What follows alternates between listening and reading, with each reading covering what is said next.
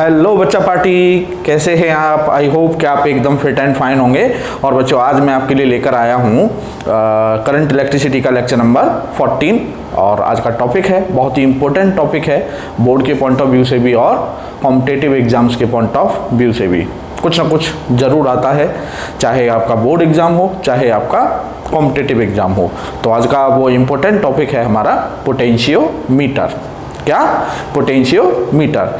तो बच्चों, पोटेंशियोमीटर आज मैं इस मूड से आया हूँ कि आज के बाद पोटेंशियोमीटर का सवाल नहीं रुकेगा आपका, चाहे कुछ भी हो सवाल में।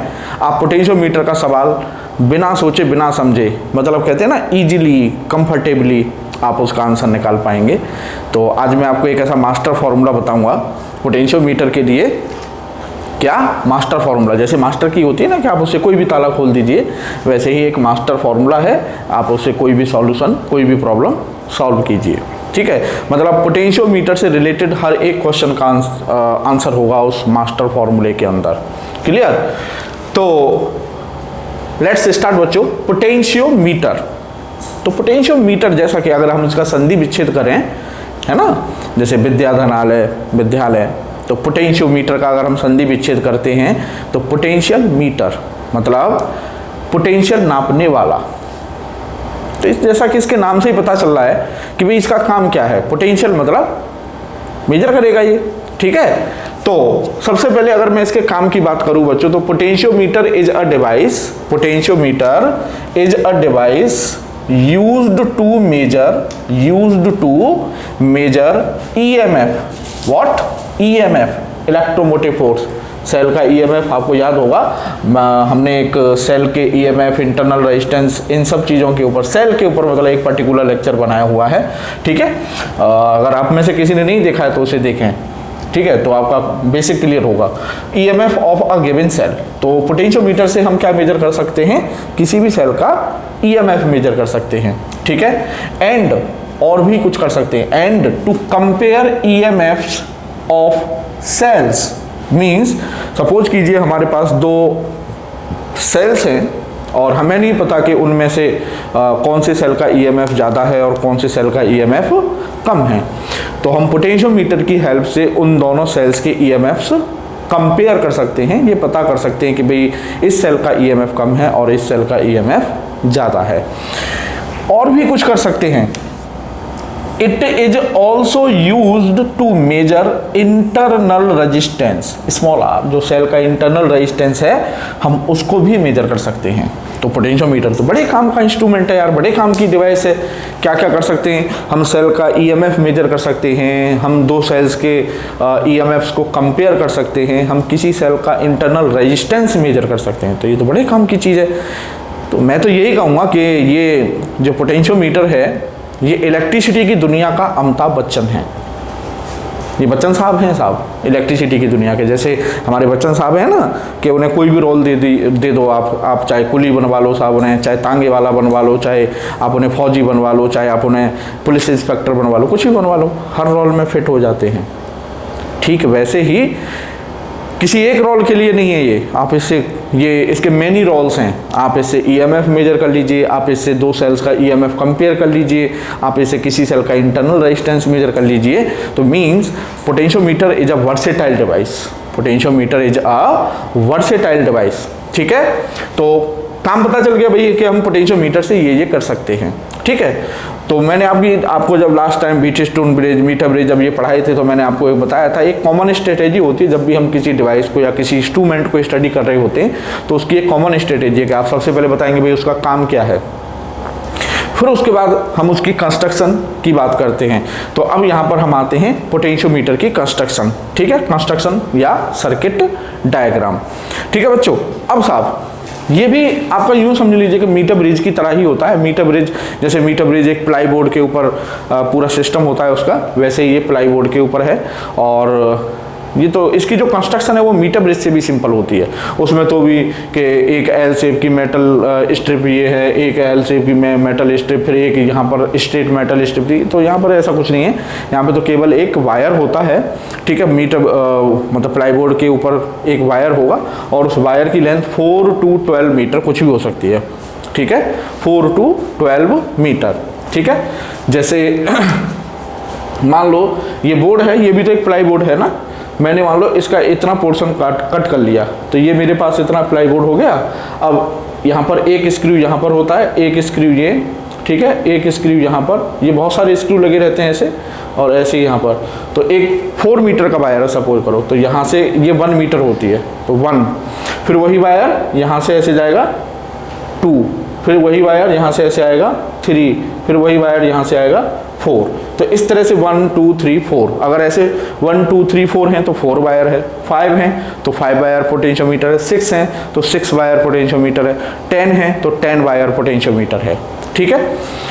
तो इस तरह से वो वायर उस बोर्ड, प्लाई बोर्ड के ऊपर इस तरह से उसके फेरे लगे रहते हैं, तो वो पोटेंशियोमीटर है, ठीक है।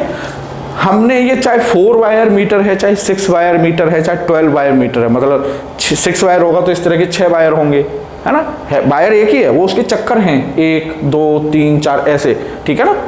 तो हमने क्या है, वो वायर तो एक ही है ना, तो हमने उस चाहे 6 वायर है, चाहे 4 वायर है, चाहे 10 वायर है, हमने उसको पूरे को एक वायर माना है ही एक वायर, तो हमने एक वायर है ये हमारा AB, ठीक है, ये AB है।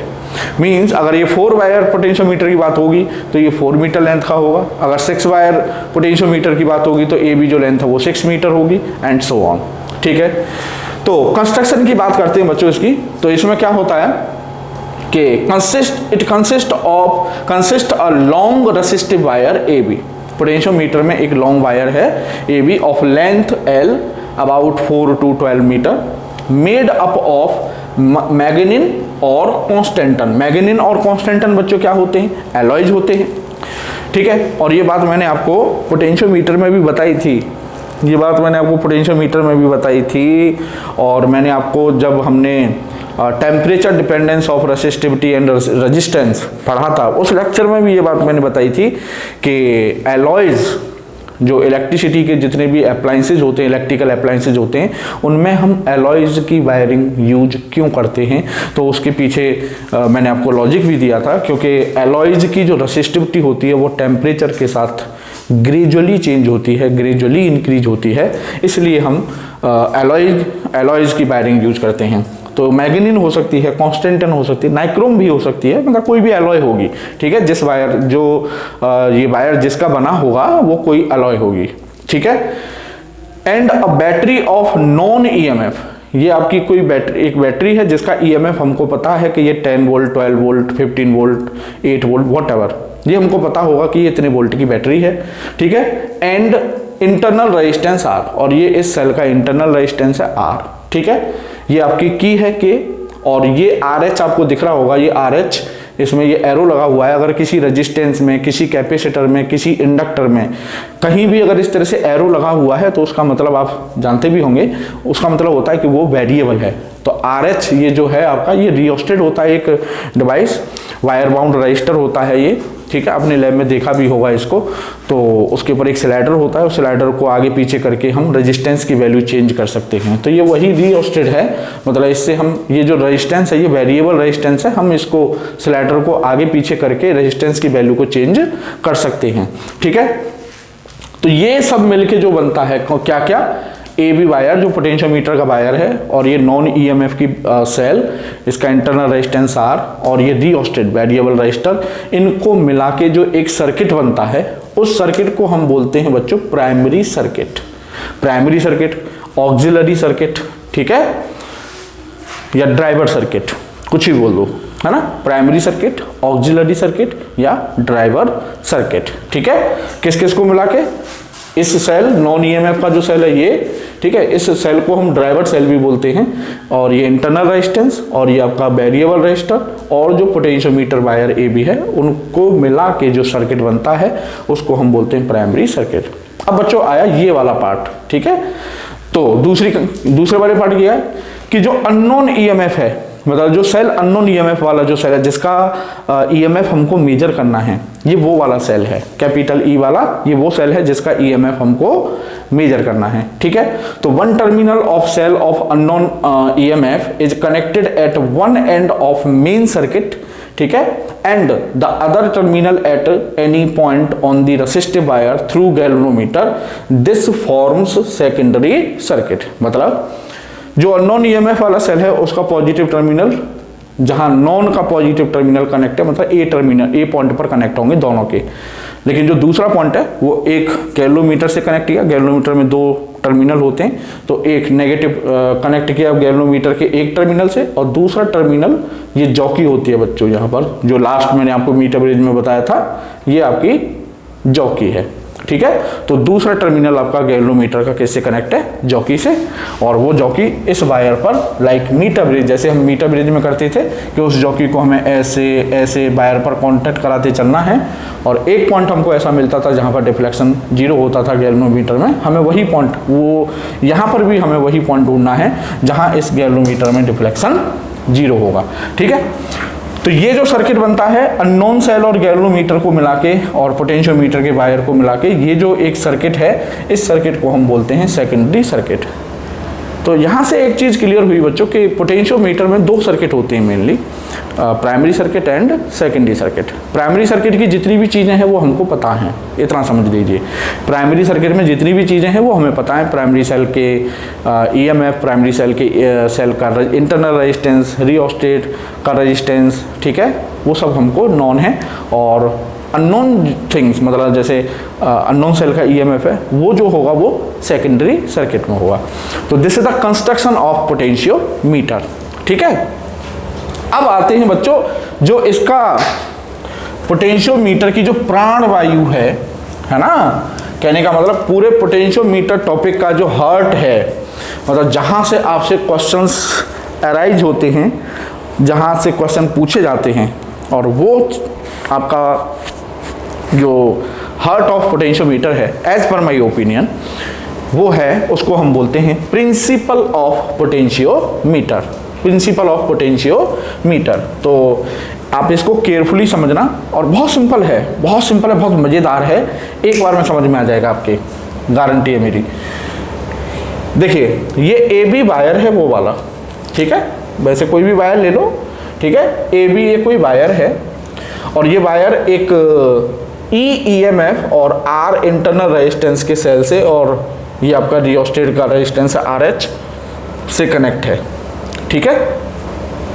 और इसमें सेल्स की वजह से इस वाले वायर में कितनी करंट फ्लो हो रही है साहब, I करंट फ्लो हो रही है, ठीक है।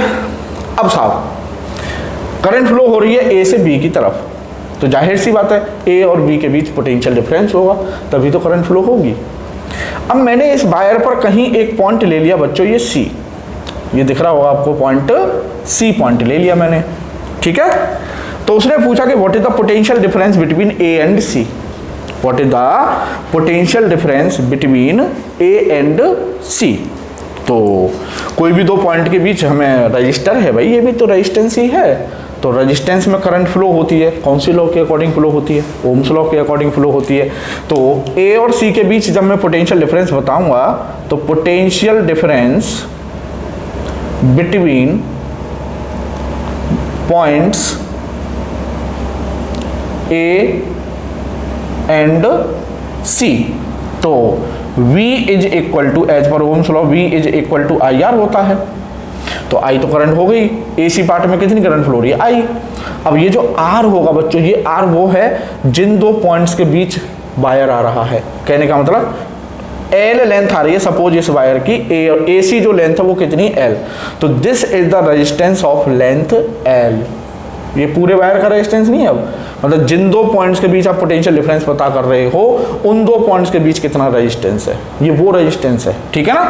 तो IR, चलो साहब, अब V इक्वल टू IR, और R होता है बच्चों रो L हो गई ना ये, और अपॉन में A, ठीक है, clear. Where rho is the resistivity, और रेसिस्टिविटी किसकी प्रॉपर्टी होती है, मटेरियल की, ठीक है।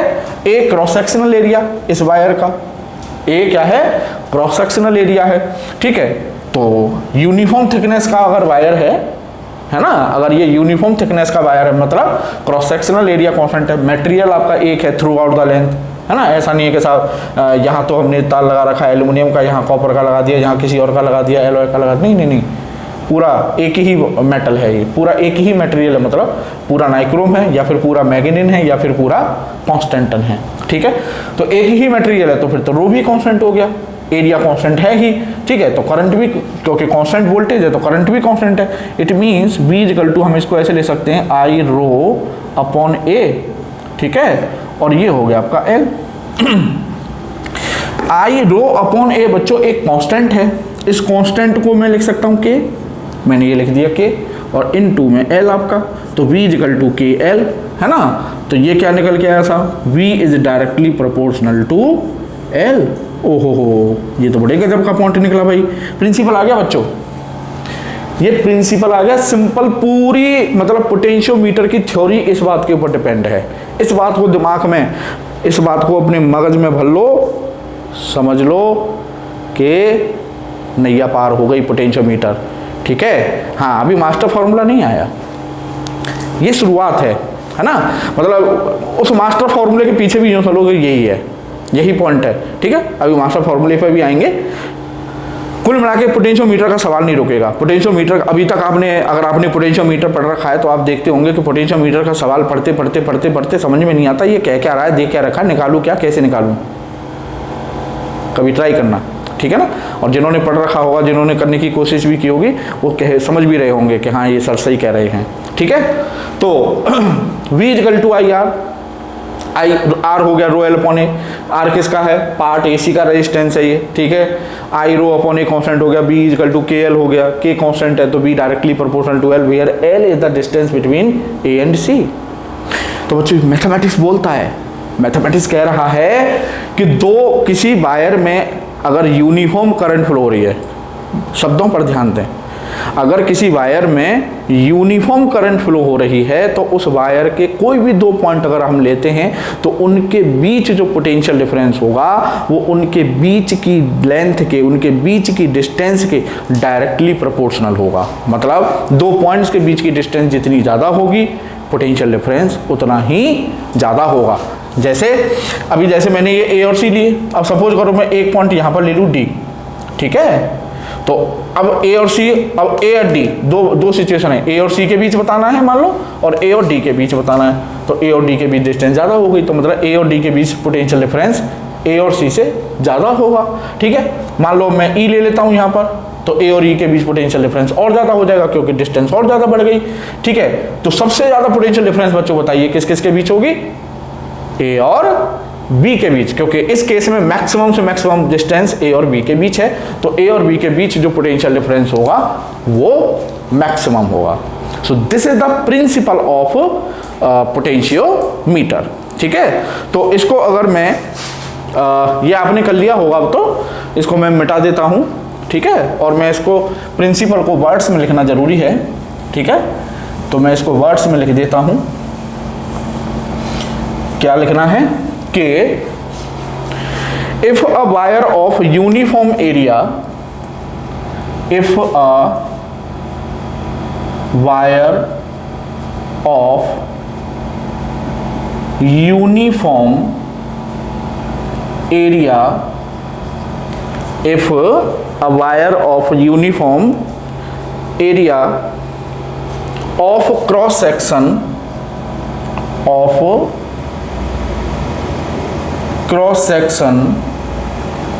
ठीक है, if a wire of uniform area of cross section is carrying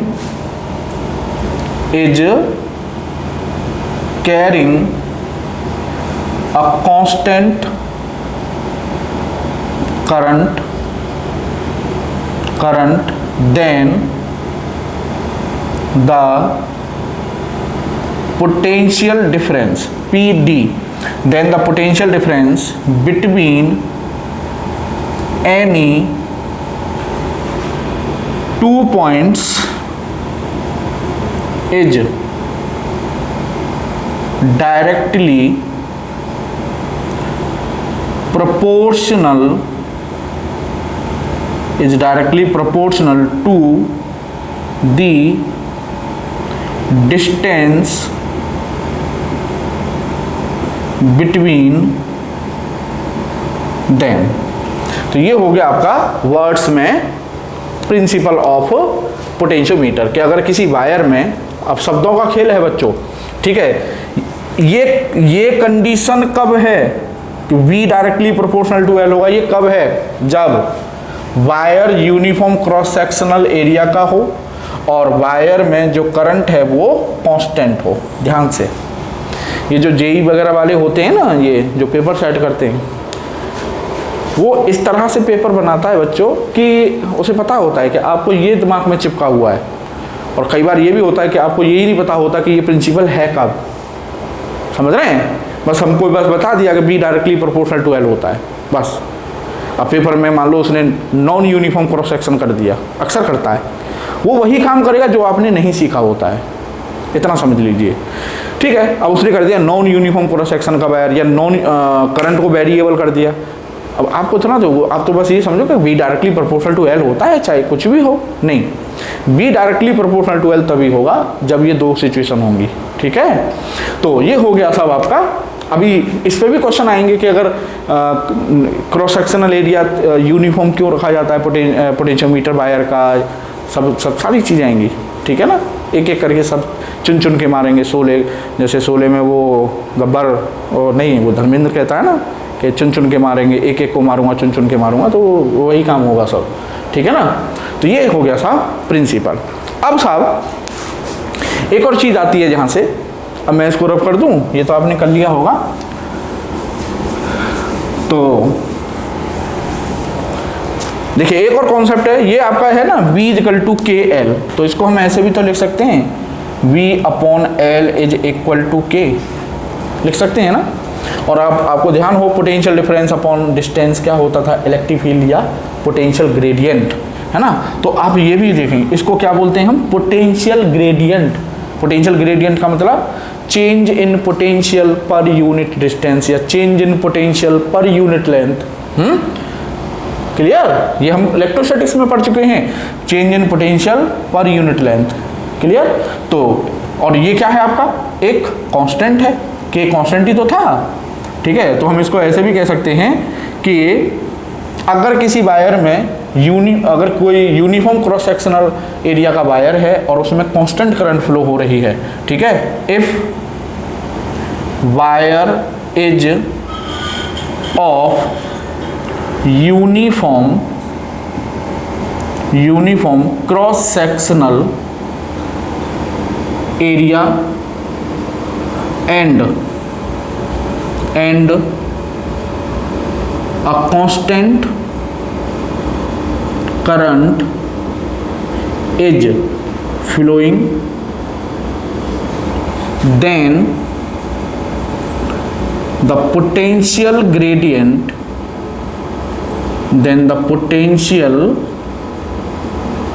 gradient will remain constant, clear. आप इसको ऐसे भी बोल सकते हो, लेकिन मैं आपको ये रिकमेंड नहीं करूंगा। मैंने आपको ये इसलिए बताया क्योंकि कई बुक्स में हो सकता है आपको प्रिंसिपल ये भी मिले, तो बच्चा एक्चुअल में क्या होता है ना कि अभी आप इतना नहीं नॉलेज गेन की है, अभी शुरुआत है 12th की, तो कई बार क्या होगा, मान लो आपने, अब टीचर ने तो बताया आपको ये, ठीक है, और आपने बुक में पढ़ लिया ये, तो आप क्या कहोगे, यार ये तो सर मैं गलत बता रहा है। नहीं, अगर कोई आपको ये बता रहा है वो भी सही है, अगर आपको कोई ये बता रहा है तो वो भी सही है, सही दोनों हैं। लेकिन मैं रिकमेंड करूंगा कि आप इस लैंग्वेज में याद रखें, क्योंकि ये लैंग्वेज ज़्यादा मतलब कैची है, मतलब इससे आप जल्दी कैच कर पाएंगे चीज़ों को, है ना। ये थोड़ा सा टेक्निकल है, बात एक ही है दोनों की, V upon L is equal to K, तो L को इधर लेके तो V is equal to K L, बात तो एक ही है ना, शब्दों का हेर फेर हो गया है बस। तो और यहाँ पर सिंपल है कि दो पॉइंट के बीच जो पोटेंशियल डिफरेंस है वो डायरेक्टली प्रोपोर्शनल होगा उनके बीच की डिस्टेंस के, more the distance more will be the potential difference. तो ये ज़्यादा कैची है, मतलब इसको हम जल्दी कैच कर लेंगे कि हाँ ऐसा होता है, ठीक है ना।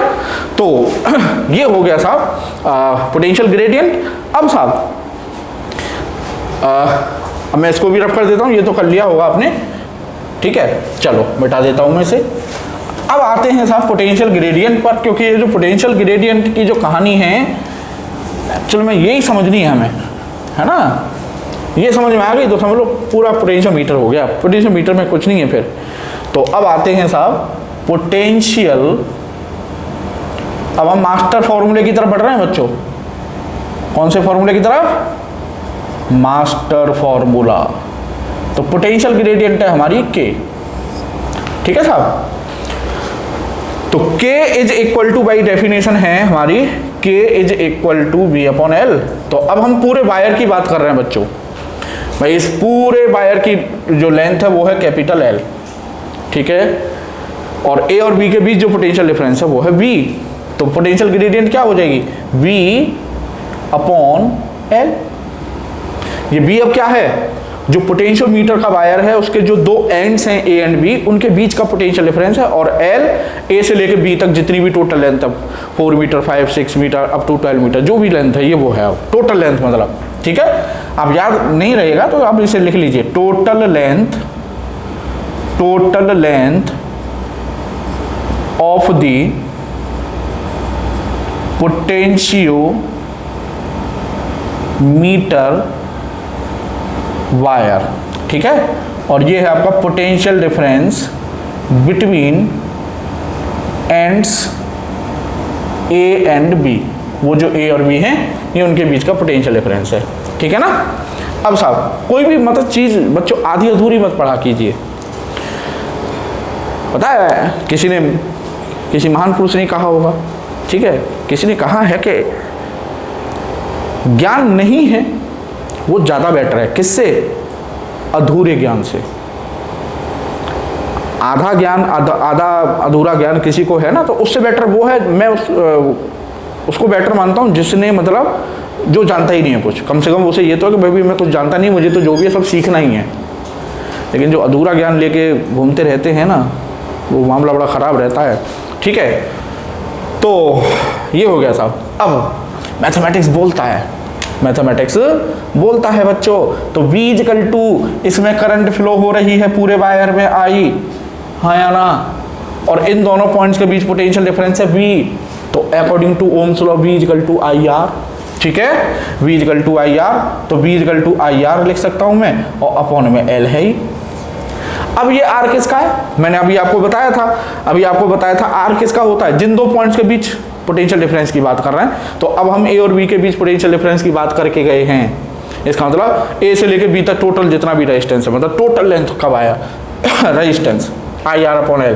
अच्छा, R को हम वही रो L अपॉन A लिख सकते हैं। तो I rho L upon A, और L ये है ही, L से L कैंसिल हो जाएगा तो इसको हटा दूँ मैं, ठीक है। लो जी आ गया I रो अपॉन A। तो यही तो था अभी प्रिंसिपल में, पोटेंशियल ग्रेडियंट किसके इक्वल था? I रो अपॉन A के। बोलो हाँ या ना, ठीक है। अब साहब इसको मैं रख कर देता हूँ, ठीक है। ये तो कर लिया होगा आपने, इसे मिटा देता हूँ। अब साहब चलिए ये हो गया। अब साहब ये I क्या है? सॉरी, ये I क्या है साहब? ये I है जो इस वायर में करंट फ्लो हो रही है, पोटेंशियोमीटर के वायर में, ठीक है। तो I कैसे निकालते हैं? I इज इक्वल टू होता है total potential difference, total voltage, ठीक है, total voltage upon total resistance, ठीक है। टोटल रेजिस्टेंस होता है नहीं होता? तो अगर इस सर्किट की हम बात करें, इस वायर की जो प्राइमरी सर्किट है बच्चों, उसको देखो तो टोटल वोल्टेज कितना लगा हुआ है? सेल का EMF, है ना। तो मैं इसको ऐसे ले सकता हूँ, I को E, ठीक है, और अपॉन में टोटल रेजिस्टेंस। तो देखिए ये RH, ये इंटरनल रेजिस्टेंस, और कैपिटल R हो गया किसका रेजिस्टेंस? पोटेंशियोमीटर के पूरे वायर का रेजिस्टेंस। तो इसको हम ऐसे ले सकते हैं R plus RH plus small r, ठीक है साहब। ये हो गया साहब मेरा करंट, और R अपॉन L ये वाला, ठीक है। या रो अपॉन A भी लिख सकते हैं। क्लियर है कि नहीं? अब साहब हो गया। तो लो जी, अब देखो एक एक वर्ड, एक एक मतलब पैरामीटर का आपको मीनिंग पता होना चाहिए। अब यहाँ पर ये कैपिटल R क्या है बच्चों? Resistance resistance of potentiometer wire, ठीक है, पूरे वायर का, ठीक है, resistance of potentiometer wire. R H क्या है? Resistance provided by rheostat,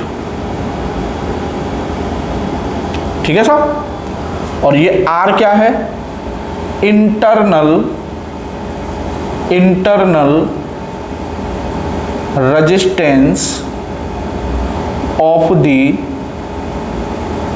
driver cell, जो ड्राइवर सेल है प्राइमरी सर्किट का, ये उसका इंटरनल रेजिस्टेंस है, ठीक है। और ये एल क्या है बच्चों? ये एल तो आपको मैंने यहां बताई दी है, total length of the potentiometer wire. लो जी, ये हो गया आपका किसके लिए फॉर्मूला?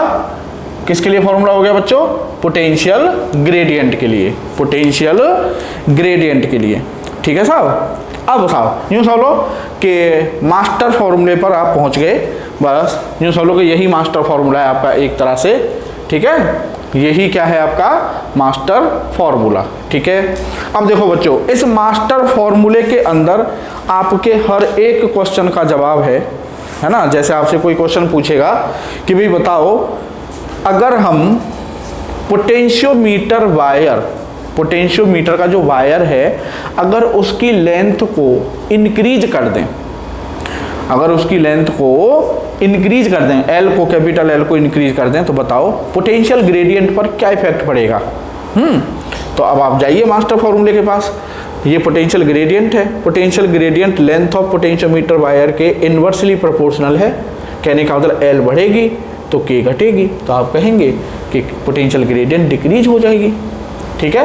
अच्छा, पोटेंशियल ग्रेडियंट का अभी भी मीनिंग क्लियर नहीं हुआ होगा, है ना, तो एक मीनिंग और क्लियर कर देता हूँ पोटेंशियल ग्रेडियंट का, कि actually what is potential gradient, ठीक है। चलो, तो पोटेंशियल ग्रेडियंट का मीनिंग समझिए बच्चों। मान लो लेट कि इस पॉइंट का पोटेंशियल है 100 वोल्ट, ठीक है, और यहाँ इस पॉइंट का पोटेंशियल है सपोज 20 वोल्ट, क्लियर। तो ए और बी के बीच जो पोटेंशियल डिफरेंस हुआ वो हुआ 80 वोल्ट का, 100 माइनस 20।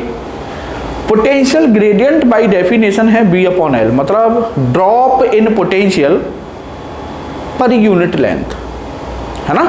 कहने का मतलब ए से हम पर यूनिट लेंथ, मतलब 1 मीटर, सपोज हम यहाँ से 1 मीटर, 1 सेंटीमीटर, यूनिट का मतलब कुछ भी, 1 सेंटीमीटर लो, 1 मीटर लो, ठीक है। तो हम सपोज करो ए से 1 मीटर चले साहब, यहाँ 1 मीटर है ये, क्लियर। यहाँ से 1 मीटर आने पर जितना पोटेंशियल डाउन हो जाएगा, मान लो ये हो गया साहब सपोज 100 से सपोज 90 हो गया, ठीक है, तो कितना ड्रॉप हुआ? 10 का, है ना। तो 1 मीटर चलने पर ए से बी की तरफ 1 मीटर चलने पर पोटेंशियल कितना डाउन हुआ है? 10, ठीक है। तो अब हम कह रहे हैं पोटेंशियल ग्रेडियंट इज कांस्टेंट, मतलब दैट ड्रॉप पर यूनिट लेंथ, दैट ड्रॉप पर unit length will remain constant. मतलब अगर आप फर्दर 1 मीटर और चलेंगे तो 1 मीटर चलने पर फिर से 10 गिर जाएगा, मतलब अब 90 से क्या हो जाएगा ये 80, फिर 1 मीटर चलेंगे तो 70, फिर 1 मीटर चलेंगे तो 60, फिर 1 मीटर चलेंगे तो 50 एंड सो ऑन। मैं समझता हूँ आपकी समझ में आ गया हुआ। तो पोटेंशियल ग्रेडियंट का मतलब है ड्रॉप, ड्रॉप का मतलब गिरना, डाउन होना। Potential gradient means drop in potential per unit length, इन पर यूनिट लेंथ। 1 मीटर चलने पर पोटेंशियल जितना गिर जाता है, जितना डाउन हो जाता है, जितना ड्रॉप हो जाता है, that is called potential gradient, ठीक है। और वो कह रहा है कि पोटेंशियल ग्रेडियंट इज कांस्टेंट, मतलब वो जो ड्रॉप होगा पर यूनिट लेंथ के लिए, पहली 1 मीटर में 10 डिक्रीज हुआ है तो दूसरी 1 मीटर में भी 10 डिक्रीज होगा, तीसरी 1 मीटर में भी 10 डिक्रीज होगा। अगर इक्वल डिक्रीज हो रहा है हर 1 मीटर चलने पर, तो हम कहेंगे कि वो पोटेंशियल ग्रेडियंट कांस्टेंट है।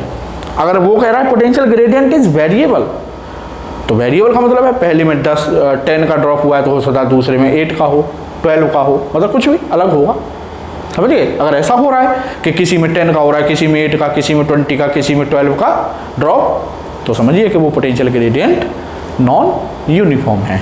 ठीक है, तो ये था साहब आपका। ठीक है, अब साहब अब मान लो किसी ने पूछा कि भाई एक बात बताओ, अगर हम इस पोटेंशियोमीटर वायर की थिकनेस बढ़ा दें, इस पोटेंशियोमीटर वायर की थिकनेस बढ़ा दें तो बताओ उस ग्रेडियंट पर क्या इफेक्ट पड़ेगा। अगर आपको मास्टर फॉर्मूला पता है तो आपको सोचने की जरूरत नहीं है, तुरंत मास्टर फॉर्मूले पे जाओ। रेडियस ऑफ वायर किस में आएगी, क्रॉस सेक्शन एरिया में, पाई आर स्क्वायर, है ना। ये पाई आर स्क्वायर होगा नहीं होगा, बोलो हाँ या ना, बिल्कुल होगा साहब। ठीक है, तो ये हो गया पाई आर स्क्वायर। अब देख लीजिए वो कह रहा है थिकनेस बढ़ा दें, मतलब रेडियस बढ़ेगी, रेडियस बढ़ेगी तो रेडियस में और पोटेंशियल ग्रेडियंट में इनवर्स रिलेशन है, रेडियस बढ़ेगी पोटेंशियल ग्रेडियंट डिक्रीज हो जाएगी। ठीक है, उसके बाद साहब उसने कहा कि भाई अच्छा एक बात बताओ कि अगर हम पोटेंशियोमीटर वायर में जनरली एलॉयज यूज करते हैं, बिल्कुल करते हैं साहब, बोले कि अगर अच्छा एक बताओ, अगर हम एलॉय को हटा के कोई प्योर मेटल लगा दें लाइक कॉपर, तो क्या इफेक्ट होगा पोटेंशियल ग्रेडियंट पर, है ना। तो हमने क्या चेंज किया बच्चों, मटेरियल ही चेंज कर दिया, हमने मटेरियल ही चेंज कर दिया। एलॉय से प्योर मेटल यूज कर रहे हैं तो मटेरियल चेंज करने पर तो रो चेंज होगी, क्योंकि rho is the property of material. और अब इसमें भी हमने एलॉय की जगह क्या लिया है, प्योर मेटल, और मेटल प्योर मेटल की रेसिस्टिविटी एलॉय से कम होती है, तो रेसिस्टिविटी क्या हुई, रेसिस्टिविटी में और के में कैसा रिलेशन है, डायरेक्टली प्रोपोर्शनल, के इज डायरेक्टली प्रोपोर्शनल टू रो, तो मेटल लेने पर रेसिस्टिविटी कम होगी, रेसिस्टिविटी कम होगी तो के मतलब पोटेंशियल ग्रेडियंट कम हो जाएगी, डिक्रीज हो जाएगी। ठीक है, उसके बाद साहब बोला कि भाई अच्छा एक बात बताओ कि अगर ये जो करंट फ्लो हो रही है पोटेंशियोमीटर वायर में इस सेल के वजह से, अगर ये करंट इंक्रीज हो जाए तो क्या इफेक्ट होगा, पोटेंशियल ग्रेडियंट। पोटेंशियल ग्रेडियंट आप सोच रहे होंगे यार ये सर तो पोटेंशियल ग्रेडियंट के पीछे ही पड़ गए हाथ धो के, नहीं पढ़ूंगा, क्योंकि मुझे पता है, क्योंकि मुझे अगर मैं पोटेंशियल ग्रेडियंट के पीछे हाथ धो के पढ़ लिया और इसको मैंने समझ लिया, इसके सारे वेरिएशन समझ लिए कि ये करने पर ये होगा, ये करने, तो समझ जाइए बच्चों पोटेंशियोमीटर आपकी पॉकेट में रहेगा हर वक्त, जब मन करे जब निकाल के देख लो, अच्छा पोटेंशियोमीटर ये है। ठीक है, तो वो कहेगा कि भाई अच्छा बताओ इस करंट को अगर घटा दें बढ़ा दें तो पोटेंशियल ग्रेडियंट पर क्या इफेक्ट पड़ेगा, तो देख लो मास्टर फॉर्मूले में ये कौन सी करंट है, ये वही करंट तो है जिसकी वो बात कर रहा है, तो डायरेक्टली प्रोपोर्शनल रिलेशन है के में और आई में, तो करंट बढ़ेगी के बढ़ेगी, करंट कम होगी के कम होगी, हाँ या ना। ठीक है, अब साहब ये सारे क्वेश्चंस मिल जाएंगे बच्चों आपको, जो जितनी भी आपकी बुक्स होती हैं, जैसे आपकी एस.एल. अरोरा है ना, एस चंद की बुक है, या आपका ABC प्रदीप, ये जो क्वेश्चंस हैं ये आपको हर एक बुक में मिलेंगे ऐसे। अगर आपको इस मास्टर फॉर्मूले का ज्ञान है तो आप बहुत इजीली ये करोगे यार, इसमें ये भी कोई क्वेश्चन है, इसमें ये हो जाएगा। और अगर ये फॉर्मूला नहीं पता, अगर ये फॉर्मूला नहीं पता और ये हर एक बुक में दिया नहीं है, ये और बता दूं आपको, ये हर एक बुक में नहीं दिया हुआ है, मोस्ट ऑफ दी बुक्स में केवल ये फॉर्मूला दिया हुआ है, इतना दिस एंड दिस, बस छुट्टी। अब आपको पता ही नहीं है कि के का ये भी रिलेशन होते हैं, तो आप कैसे पता करेंगे। ठीक है, तो अब साहब आई हो गया। अब ये किसका ईएमएफ है बच्चों, ये ड्राइवर सेल का ईएमएफ है। इसका मतलब इनडायरेक्टली जो पोटेंशियल ग्रेडियंट होती है वो ड्राइवर सेल के ईएमएफ पर भी डिपेंड करती है ना। तो ड्राइवर सेल के ईएमएफ पर कैसे डिपेंड कर रही है, डायरेक्टली। तो अगर ईएमएफ बढ़ेगा तो पोटेंशियल ग्रेडियंट बढ़ेगी, अगर ड्राइवर सेल का ईएमएफ घटेगा तो पोटेंशियल ग्रेडियंट कम होगी। और रिओस्टेट वाला जो रेजिस्टेंस है उस पर भी डिपेंड कर रही है, देख लो के इक्वल टू दिस, है ना। तो वो कभी कभी इस रेजिस्टेंस को चेंज करेगा और पूछेगा कि बताओ पोटेंशियल ग्रेडियंट पर क्या इफेक्ट पड़ेगा। ठीक है, तो आई होप कि जितने भी पोटेंशियल ग्रेडियंट के वेरिएशंस हो सकते हैं, जिन जिन वजहों से चेंज हो सकते हैं, ठीक है ना, तो वो सारे मैंने आपको बता दिए। ठीक है, तो अब मैं इनको पॉइंट्स को लिख देता हूं कि पोटेंशियल ग्रेडियंट किन किन फैक्टर्स पर डिपेंड करती है। तो ये बच्चों आपको ये मैंने नोट कर दिए, इनको नोट जरूर कर लीजिएगा आप कि factors affecting potential gradient directly. ठीक है, तो potential gradient is directly proportional to R/L, ठीक है, इसको हम रेजिस्टेंस पर यूनिट लेंथ भी कह सकते हैं, ठीक है। दोनों पे इंडिविजुअली वेरिएशन भी कर सकता है कि रेजिस्टेंस को बढ़ा दें तो क्या इफेक्ट होगा, या लेंथ को इंक्रीज कर दें डिक्रीज कर दें तो क्या इफेक्ट होगा, इंडिविजुअली भी कह सकता है। और दोनों के रेशियो मतलब कहेगा कि रेजिस्टेंस पर यूनिट लेंथ अगर इंक्रीज हो जाए तो के पर क्या इफेक्ट होगा, ठीक है, इस तरह से भी पूछ सकता है। K is inversely proportional to cross sectional area, ठीक है, या square inversely proportional to square of radius of the wire, ठीक है।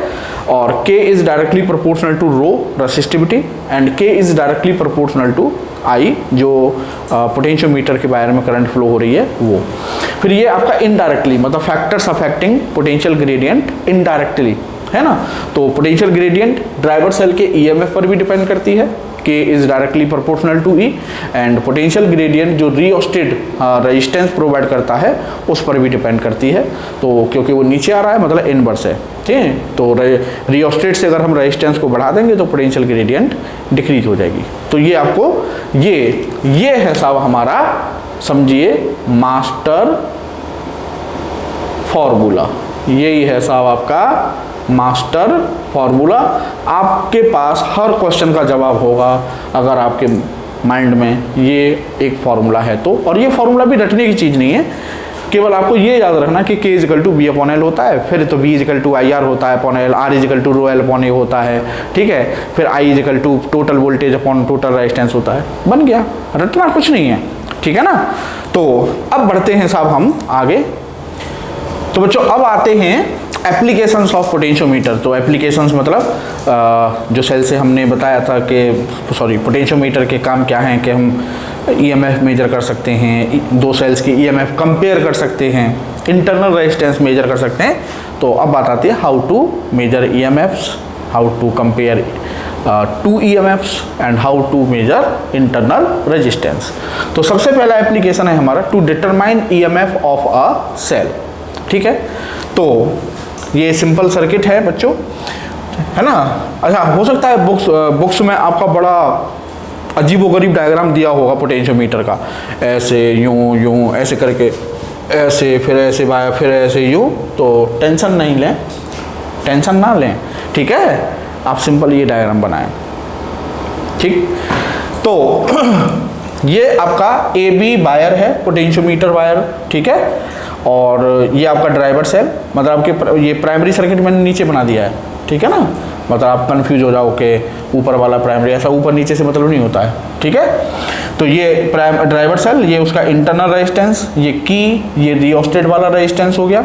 और ये आपका वो सेल है जिसका EMF हमको मेजर करना है, और ये गैल्वेनोमीटर है, ठीक है साहब।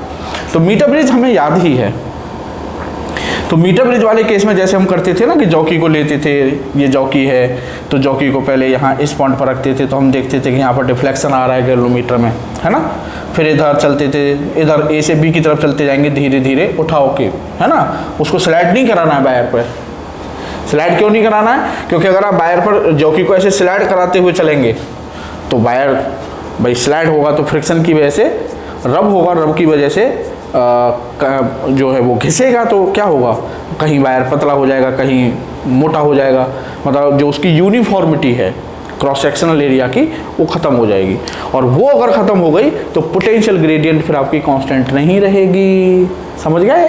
हर चीज़ का लॉजिक होता है बच्चों, क्योंकि पोटेंशियल ग्रेडियंट अभी हम पढ़ के आए, पोटेंशियल ग्रेडियंट इन्वर्सली प्रोपोर्शनल होती है वायर के क्रॉस सेक्शनल एरिया के। तो कहीं क्रॉस सेक्शन, कहीं वायर मोटा है, कहीं पतला है, कहीं मोटा है, तो फिर क्या होगा, पोटेंशियल ग्रेडियंट कांस्टेंट ही नहीं होगी। जो अभी हम बात कर रहे हैं जिस वो जो पूरा बेस है पोटेंशियोमीटर का, कि पोटेंशियल ग्रेडियंट कांस्टेंट रहेगी, हम यही तो बेस लेके चल रहे हैं, ठीक है ना। तो हमें क्या है, जॉकी को ऐसे हल्के से उठा के फिर टच कराना है, फिर ऐसे उठाना है, फिर टच कराना है, फिर ऐसे उठाना है, फिर टच कराना, धीरे धीरे जेंटली, गुस्सा नहीं निकालनी है पोटेंशियोमीटर वाले इंस्ट्रूमेंट पर, ठीक है ना। तो इस तरह से टच करते करते आप देखिए, मैंने लास्ट मीटर ब्रिज में भी आपको समझाया था कि जैसे ये ड्राइवर सेल है, ये करंट देगा I, ठीक है, और यहाँ पॉइंट A पर करंट डिवाइड होगी क्योंकि ये जंक्शन है, तो कुछ करंट इधर जाएगी और कुछ करंट इधर जाएगी। बात समझ में आ रही है? अब क्या होगा, अच्छा इस सेल से भी करंट आएगी भाई, इस सेल से भी करंट आएगी। अब अगर ये मान लीजिए, जब हम यहाँ से, मैंने आपको एक पॉइंट समझाया था हाँ, कि अगर हम करंट की डायरेक्शन में चल रहे हैं तो पोटेंशियल डिक्रीज होता है। तो मैंने मान लो जॉकी को यहाँ इस पॉइंट पर रखा, फिर यहाँ रखा तो इस पॉइंट पर पोटेंशियल इस पॉइंट का कम हो जाएगा, फिर मैंने यहाँ रखा तो और कम हो जाएगा। तो ऐसे करते करते करते एक पॉइंट ऐसा आएगा कि उस पॉइंट का पोटेंशियल और इस पॉइंट का पोटेंशियल दोनों इक्वल हो जाएंगे। तो जहां पर इन दोनों पॉइंट्स के पोटेंशियल इक्वल हो जाएंगे मतलब पोटेंशियल डिफरेंस जीरो, तो इस ब्रांच में करंट जीरो हो जाएगी। कहने का मतलब IG is equal to zero. Clear? IG is equal to zero, हाँ या ना? क्लियर है? इसका मतलब जिस पॉइंट पर हमें यहाँ गैल्वेनोमीटर में डिफ्लेक्शन जीरो मिल गया that is called null point, उसको हम क्या बोलते हैं? Null point. तो ये हो गया साहब हमारा नल पॉइंट या न्यूट्रल पॉइंट। और A से J तक जिस लेंथ पर, ये लेंथ है हमारी यहाँ पर x, वो हमने लेंथ कितनी मान ली है? x। जिस लेंथ पर वो हमें मिलता है नल पॉइंट, जिस डिस्टेंस पर नल पॉइंट मिलता है उस लेंथ को बच्चों हम बोलते हैं बैलेंसिंग लेंथ। क्या बोलते हैं उसे हम? Balancing length. क्लियर? तो नल पॉइंट और बैलेंसिंग लेंथ। तो यहाँ पर अब यहाँ पर मुझे नल डिफ्लेक्शन मिल गया जीरो, तो इसका मतलब क्या है बच्चों? देखो ये पॉइंट और ये पॉइंट पोटेंशियल इक्वल हो गए, ये पॉइंट और ये पॉइंट कनेक्ट हैं एक पॉइंट से, तो इसका मतलब जो पोटेंशियल जो पॉइंट पोटेंशियल इस पॉइंट का होगा वही पोटेंशियल इस पॉइंट का होगा। तो कहने का मतलब अगर इस पॉइंट का पोटेंशियल है सपोज V1 तो इसका भी V1, इसका अगर V2 है तो इसका भी V2 होगा। तो कहने का मतलब A और J के बीच पोटेंशियल डिफरेंस कितना है? V1 minus V2। और इन दोनों पॉइंट्स के बीच पोटेंशियल डिफरेंस कितना है बच्चों? V1 minus V2। तो कहने का मतलब, और ये V1 माइनस V2 सेल के इन दो पॉइंट्स के बीच है, तो और सेल के दो पॉइंट के बीच जो पोटेंशियल डिफरेंस है वो क्या होता है? EMF होता है। सिंपल सी बात है भाई, इन दोनों पॉइंट के बीच जो पोटेंशियल डिफरेंस होगा वो सेल के EMF के इक्वल होगा, और इन दोनों पॉइंट के बीच पोटेंशियल डिफरेंस A और J के बीच पोटेंशियल डिफरेंस के इक्वल है। बोलिए, ठीक है? इट मींस A और J के बीच जो पोटेंशियल डिफरेंस है वो सेल के EMF के बराबर है। क्लियर? तो यहां पर हो गया लो मेजर। तो मैं यहां पर लिखूंगा कि E मतलब सेल का EMF, E is equal to potential difference between points A and J। ठीक है? समझिएगा बात को, क्या कह रहा हूं मैं? यहां से चले इधर पॉइंट पोटेंशियल डिक्रीज होते गए एक पॉइंट ऐसा मिलेगा कि उस पॉइंट पर इस पॉइंट का और इस पॉइंट का पोटेंशियल इक्वल हो जाएगा, मतलब इस ब्रांच में करंट जीरो, तो इस पॉइंट का और इस पॉइंट का पोटेंशियल तो इक्वल हो ही गए, है ना? अब क्योंकि ये पॉइंट और ये पॉइंट भी एक दूसरे से एक वायर से कनेक्ट हैं, इसका मतलब जितना पोटेंशियल इस पॉइंट का होगा उतना ही पोटेंशियल इस पॉइंट का होगा, तो इसका अगर V1 है तो इसका भी V1 होगा। अब इन दोनों पॉइंट के बीच potential difference V1 minus V2, और वो किसके इक्वल होना चाहिए? सेल के EMF के, क्योंकि उनके बीच EMF ही तो है सेल का, और ये इक्वल है V1 माइनस V2। AJ किसके इक्वल है? V1 माइनस V2 के। तो AJ के बीच जो पोटेंशियल डिफरेंस है A और J के बीच वो किसके इक्वल है? EMF ऑफ सेल के। अब A और G के बीच कितना पोटेंशियल डिफरेंस है ये पता करना है बच्चों। तो कितनी डिस्टेंस पर मिला है हमें बैलेंसिंग लेंथ? X पर, मतलब किस पॉइंट पर मिला है? कितनी दूर मिला है? X पर, नल पॉइंट। समझ गए? अब 1 मीटर, यहां से 1 मीटर चलने पर पोटेंशियल में चेंज कितना होता है? K, मतलब पोटेंशियल ग्रेडियंट। तो जैसे हम कहते हैं एक पेन आता है 5 रुपए का, तो 10 पेन कितने कहेंगे? 10 × 5। तो यहाँ पर क्या लिखेंगे? 1 मीटर चलने पर पोटेंशियल डिफरेंस में चेंज होता है K, पोटेंशियल ग्रेडियंट। तो x मीटर चलने पर कितना चेंज होगा? K × x। सिंपल। इसका मतलब A और J के बीच जो पोटेंशियल डिफरेंस होगा वो हो जाएगा आपका KX, where K is potential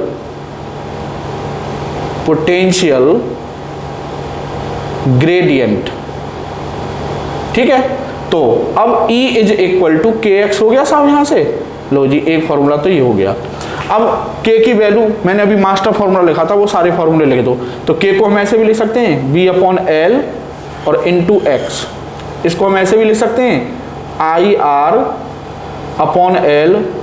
into x। इसको हम ऐसे भी लिख सकते हैं I/ρ/A इंटू x। इसको हम ऐसे भी लिख सकते हैं E/R plus RH plus small r और इंटू R/L और इंटू x। कैसे भी लिख लो, बड़े काम के हैं ये मास्टर फॉर्मूला है बच्चों, ये मास्टर फॉर्मूला नंबर 2। मास्टर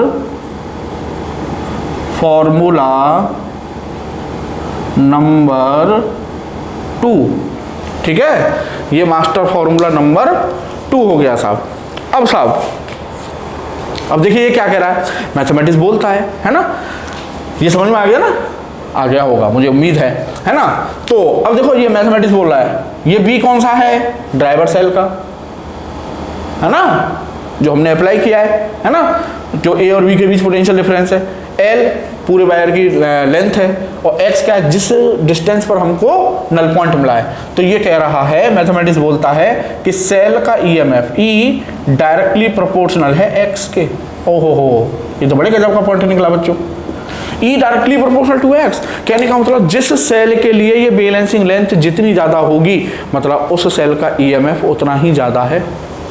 ये तो पॉइंट ये हो गया, है ना, क्लियर है।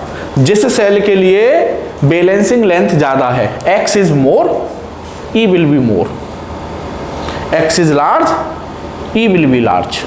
क्लियर, सिंपल सी बात है ना। तो ये मास्टर फॉर्मूला आप नोट कर लें जरूर, और इसको याद रखें, क्योंकि ये डायरेक्ट काम आएगा आपके, डायरेक्ट फॉर्मूला बेस्ड, चाहे जेई का क्वेश्चन हो, चाहे नीट का क्वेश्चन हो, चाहे बोर्ड का क्वेश्चन हो बच्चों, किसी का भी डायरेक्ट आएगा काम। ठीक है ना। अब आते हैं साहब, तो x जितनी ज़्यादा होगी ई उतनी ही ज़्यादा है सेल का, ये मतलब है। अब देखो दूसरा एप्लीकेशन इसी पॉइंट पर बेस्ड है। तो दूसरा एप्लीकेशन है टू कंपेयर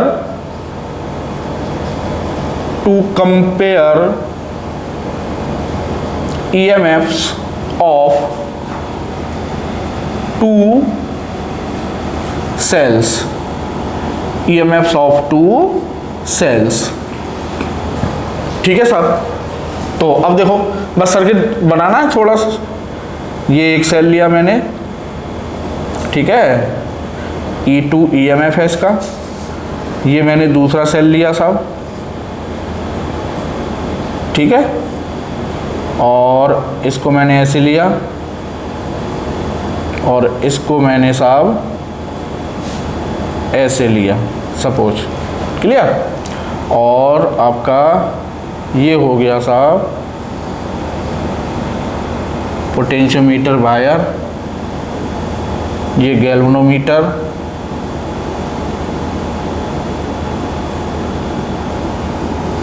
ठीक है, और ये आपका ड्राइवर सेल, ये आपका रियोस्टेट, ठीक है, ये E और ये इसका R। अब देखिए साहब, ये हो गया E1, ये हो गया आपका E1 सेल, ये E1। अब मेरे को इनके EMFs कंपेयर करने हैं बच्चों। तो बहुत सिंपल हो गया ये। तो आपसे क्या कह रहा है पहला वाला पॉइंट कि E is directly proportional to X। अब देखो मैंने दो की ली है ना ये, तो इसको मान लेता हूँ मैं की K1 और इसको मैं मान लेता हूँ की K2। तो क्या करना है, पहले की K1 को क्लोज कीजिए, इसको ओपन रहने दीजिए, मतलब ये सर्किट में है ही नहीं, इसका मतलब ये हो गया, है ना। तो की K1 को मैंने क्लोज किया, तो ये वाला सेल जो एक्टिवेट हो गया, मतलब सर्किट में इंक्लूड हो गया ये। तो मैं क्या करूँगा, ये आपकी J है ना, मतलब जॉकी। तो मैंने इस जॉकी को वही काम किया, ये A और ये आपका B। तो A से B की तरफ लेके आ रहा हूँ मैं, लेके आ रहा हूँ। तो ऐसे करके मान लो मुझे सपोज करो यहाँ वो पॉइंट मिला जहाँ पर गैल्वेनोमीटर में डिफ्लेक्शन 0 है, तो ये हो गया मेरा J1, और ये जो डिस्टेंस है ये हो गई सपोज X1। क्लियर। अब मुझे क्या करना है, अब मैं इसको ओपन कर दूंगा वापस और इसको कर दूंगा मैं क्लोज। ठीक है। अब फिर से वही प्रोसीजर करना है, फिर से मुझे लेके आना है जॉकी को ऐसे ऐसे ऐसे, पहले भी हो सकता है, वो डिपेंड करेगा ना कम, यही तो हमें पता करना है। मान लो वो आया यहाँ पर सपोज, तो अब की बार जॉकी आई यहाँ पर, तो ये मान ली मैंने J2। तो ये यहाँ से लेके यहाँ तक ये डिस्टेंस है आपकी X2, और ये यहाँ से लेके और यहाँ तक ये है साहब आपकी क्या X1। क्लियर। तो साफ साफ है। अब यहाँ पर क्या कहेंगे कि E1 is directly proportional to X1 and E2 is directly proportional to X2। So E1 upon E2 is equal to X1 upon X2। Clear. E1 upon E2 equal to X1 upon X2। Clear? तो जाहिर सी बात है जिस cell के लिए balancing length ज़्यादा आई है उस सेल का EMF ज़्यादा है। ठीक है, अब देखो बच्चों इस पॉइंट का एक और हम यूज करते हैं, ये वाला जो है आपका कि इस मतलब यूँ समझ लो कि मैंने आपको जितने भी न्यूमेरिकल्स बन सकते हैं ना पोटेंशियोमीटर पर, मैंने आपको थ्योरी में ही वो सब बता दिया है, इतना समझ लीजिए आप। अब देखिए वो सवाल क्या बनाएगा आपके कि ये सपोज करो दो सेल हैं E1 और E2 EMF के, और इन दोनों को हमने सीरीज में कनेक्ट किया ऐसे, ठीक है, इस तरह से, ये आपका E1 और ये हमारा E2। तो टोटल EMF कितना बनेगा साहब इनका? टोटल EMF बन जाएगा E1 प्लस E2। क्लियर? और दूसरा तरीका ये क्या है, सपोर्टिंग मोड में है। याद आया कुछ बच्चों? फिजिक्स में सबसे बड़ी, अगर मैं आपको बताऊं कि कभी अगर कोई ये कहता ना कि फिजिक्स कॉम्प्लेक्स है, तो उसके पीछे एक ही वजह हो सकती है कि उस बंदे की लिंकिंग पावर कम है। मतलब वो लिंक नहीं कर पाता है पीछे की चीज़ों से, जो आज पढ़ रहे हैं वो पिछली चीज़ों से उसको लिंक नहीं कर पाता। और लिंक क्यों नहीं कर पाता? क्योंकि हमको ये नहीं बताया जाता है कि आज जो हम चीज़ पढ़ने वाले हैं या कल जो चीज़ हम पढ़ने वाले हैं, आज तक जितना भी हमने पढ़ लिया है वो कल वाले टॉपिक में कहीं से भी कुछ भी फिजिक्स में आके टपक सकता है ना। अब जैसे अभी हम सेल की बात कर रहे हैं, यहाँ कॉम्बिनेशन ऑफ सेल की बात अचानक से आ गई, और जबकि कॉम्बिनेशन ऑफ सेल तो हम अभी पिछले 3-4 लेक्चर पहले पढ़ा है हमने। समझ रहे हैं ना? समझ रहे? वो लिंकिंग कि अगर हमने कोई टॉपिक 3-4 लेक्चर या 10 लेक्चर पहले पढ़ लिया है तो वो आ जा सकता है। फिजिक्स में बस एक यही चीज़ होती है। ठीक है, तो कहने का मतलब पिछली चीज़ों को ना ज़्यादा से ज़्यादा स्टोरेज रखा करो, चीज़ों को याद रखा करो कि हाँ ये हमने पढ़ा था। तो आपको याद होगा मैंने वहाँ कॉम्बिनेशन ऑफ सेल पढ़ाया था, तो कॉम्बिनेशन ऑफ सेल में सपोर्टिंग और अपोजिंग मोड याद कीजिएगा। अगर भूल गए तो आप उस लेक्चर को दोबारा देखिएगा, ये मैंने आपको वहाँ बताया है सब कुछ। ठीक है, तो ये सपोर्टिंग मोड में तो E1 प्लस E2। अब इन्हीं दोनों सेल्स को हम सीरीज में ऐसे भी जोड़ सकते हैं, ठीक है, इस तरह से। क्लियर? पॉजिटिव से पॉजिटिव या नेगेटिव से नेगेटिव है तो वो आपका, ये मान लो E1 है, ये आपका E2 है, तो इनका जो इक्विवेलेंट होगा वो E1 माइनस E2, या यूँ कहिए बड़ा माइनस छोटा। E1 और E2 में से जो भी बड़ा है उसमें से छोटे वाले को सब्ट्रैक्ट कर देंगे। तो वो सवाल देखो, अब सवाल रखेगा कि अगर दो सेल हैं E1 E2 EMF के, उनको हमने सीरीज में जोड़ा सपोर्टिंग मोड में, तो बैलेंसिंग लेंथ आई L1। ठीक है, और अगर वही दोनों को अपोजिंग मोड में हमने जोड़ दिया तो बैलेंसिंग लेंथ आई L2। तो बताओ उनके EMF इंडिविजुअली E1 और E2 क्या होंगे? क्वेश्चन समझ में आया? मतलब हूबहू क्वेश्चन बता दिया मैंने कि जब दोनों को सपोर्टिंग मोड में किया तो बैलेंसिंग लेंथ आई L1, जैसे X1 है तो L1। तो क्या करेंगे यहाँ पर, E1 plus E2 is directly proportional to L1। ठीक है, और जब उन्हीं दोनों सेल्स को अपोजिंग मोड में कंबाइन किया तो E1 minus E2, balancing length आई कितनी, L2। ठीक है साहब, अब तो इसको हम ऐसे लिख सकते हैं E1 प्लस E2 अपॉन में E1 माइनस E2, और ये हो जाएगा सब आपका L1 अपॉन L2। और मैथमेटिक्स बोलता है, वो कहता है कि E1 अपॉन E2 हो जाएगा L1 प्लस L2, और अपॉन में L1 minus L2 is the answer. लो जी, कहानी खत्म। क्लियर? ठीक है, अब साहब इसका एक लास्ट एप्लीकेशन है बच्चों, बस to find the internal resistance of a cell, उसे और करते हैं। तो बच्चों लास्ट एप्लीकेशन है इसका, to determine the internal resistance of a cell. ठीक है, तो ये आपका सेल है, जिस सेल का हमको इंटरनल रेजिस्टेंस मेजर करना है। ठीक है, और ये इस सेल से रेजिस्टेंस बॉक्स हमने कनेक्ट कर दिया है, और उस रेजिस्टेंस बॉक्स से हमने इस R रेजिस्टेंस अप्लाई कर दिया है। जो भी हमने की निकाली होगी वो हमको पता होगा कि हमने कितनी ओम की निकाली है, तो जितनी ओम वाली की निकाली होगी ये उतनी ओम का रेजिस्टेंस बन गया। ठीक है, ये की K1, ये की K2, और ये आपका गैल्वेनोमीटर। ठीक है, ये AB पोटेंशियोमीटर वायर हो गया, और ये आपका हो गया ड्राइवर सेल, मतलब ये हो गया आपका प्राइमरी सर्किट नीचे वाला। ठीक है, AB वायर के नीचे का ये प्राइमरी सर्किट है, और ये ऊपर वाला ये आपका सेकेंडरी सर्किट है। तो हमें ये R पता करना है बच्चों, है ना। तो आपको याद होगा जिस दिन मैंने सेल स्टार्ट किया था तो उस दिन सेल क्या है, सेल का ईएमएफ क्या होता है, टर्मिनल पोटेंशियल डिफरेंस क्या होता है, सेल का इंटरनल रेजिस्टेंस के लिए मैंने आपको एक फॉर्मूला बताया था, आपको याद हो, ठीक है। तो सेल के इंटरनल रेजिस्टेंस के लिए बच्चों फॉर्मूला होता है R is equal to E upon V minus 1 और इनटू कैपिटल R। ये होता था सेल के इंटरनल रेजिस्टेंस के लिए फॉर्मूला, ठीक है। अब देखो कहते ना मैथमेटिक्स बोलता है, तो मैथमेटिक्स कह रहा है कि भाई पहले जो भी सेल है उस सेल का ईएमएफ मेजर कर लो, ठीक है, फिर उसी सेल का टर्मिनल पोटेंशियल डिफरेंस मेजर कर लो, ठीक है, और R कितना है ये आपको पता होना चाहिए, आपको सेल का इंटरनल रेजिस्टेंस पता चल गया। तो मतलब ये है कि अभी हमने क्या किया बच्चों, इस की K2 को ओपन रखा और इस की K1 को हमने क्या कर दिया, क्लोज कर दिया, क्लियर।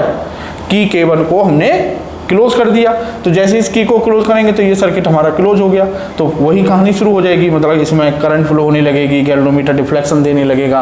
और अब हमें क्या करना है, हमें वो लेंथ पता करनी है जिस लेंथ पर गैल्वेनोमीटर का डिफ्लेक्शन 0 हो जाए, ठीक है। तो यहाँ से इसको करते गए तो मान लो हमें यहाँ J1 पॉइंट पर वो लेंथ मिली कितनी, L1, और L1 पॉइंट पर इस ब्रांच में करंट 0 हो गई, तो इसका मतलब अब इस सेल में कोई करंट फ्लो नहीं हो रही है, हाँ या ना, क्लियर है।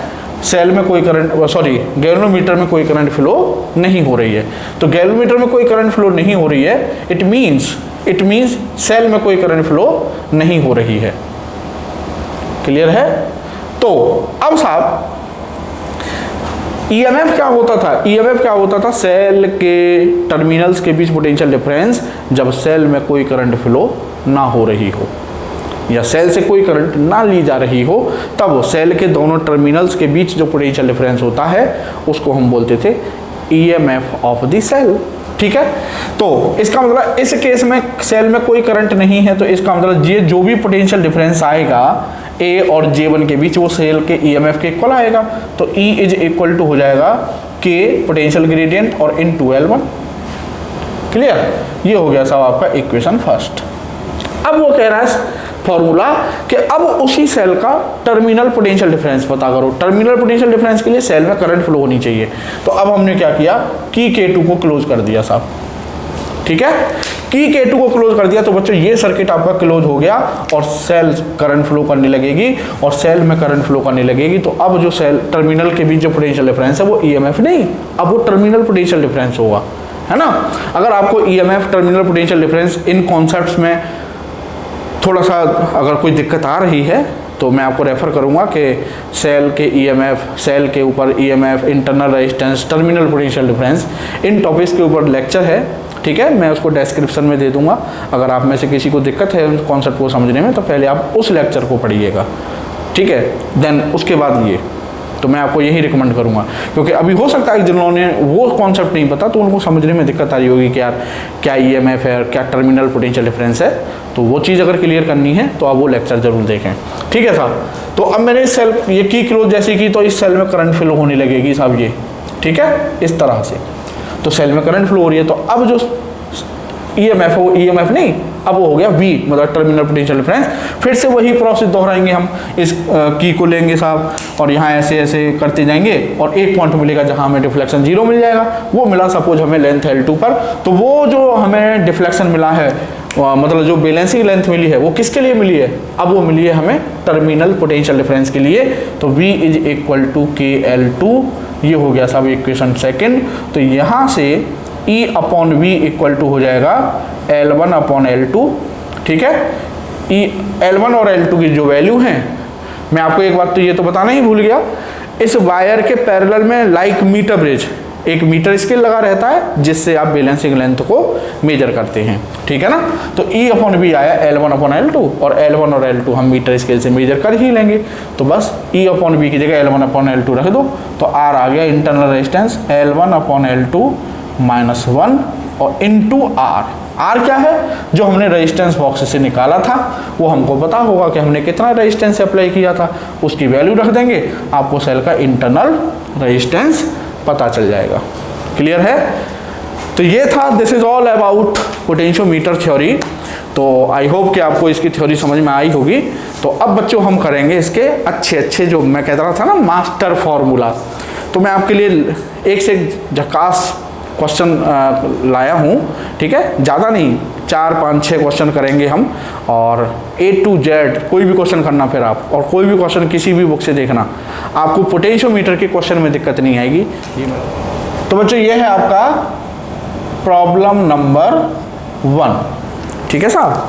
और प्रॉब्लम नंबर 1 क्या है कि resistance of 4 ohm and a wire of length 5 metre, ठीक है, a resistance of 4 ohm and a wire of 5 metre, ठीक है, ये जो वायर है ये 5 मीटर आपको गिवन है, ठीक है,